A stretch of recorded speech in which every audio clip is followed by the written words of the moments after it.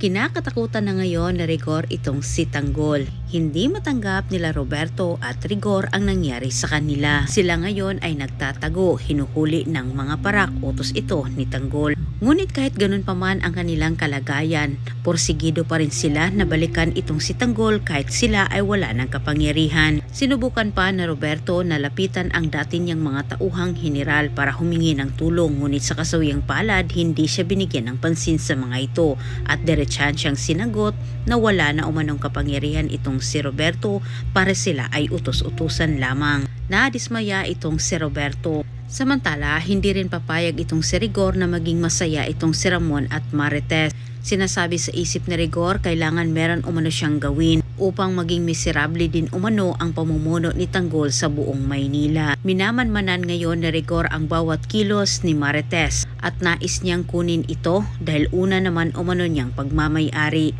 Samantala sa kabilang banda, kailangan malinis ang pangalan ni Ramon para ito ay malayang makagalaw sa labas. Kinausap siya ni Tanggol, kailangan umano nitong ipakulong. Upang sa ganitong paraan ay hindi na umano magtatago pa si Ramon at si Inting. Hindi man sumang-ayon itong si Ramon dahil minsan na umano niyang naranasan ang buhay sa loob ng kulungan, pero ngunit kailangan umano niyang gawin, sundin ang utos ni Tanggol para sa kanyang kalayaan. Pinangako naman ni Tanggol sa kanyang ama na walang mangyayaring masama sa kanilang dalawa ni Inting habang silang dalawa ay nakakulong. Dagdag pa ni Tanggol, protektado umano niya ang kanyang ama at kaibigan. Galit na galit naman itong si Rigor nang nabalitaan din niya na itong si Mando ang bagong hipi ngayon sa presinto. Ang dati niyang minamaliit, ngayon siya ay pinalitan na.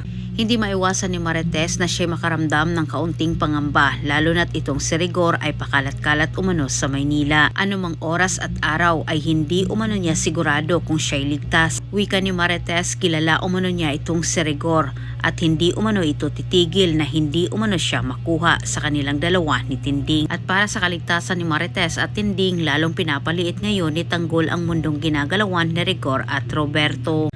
Daghang salamat sa inyong pagtanaw. Ayaw kalimot pag-subscribe diri sa akong channel kung ikaw ay bago pa lang. Daghang salamat kaayo. God bless atong tanan.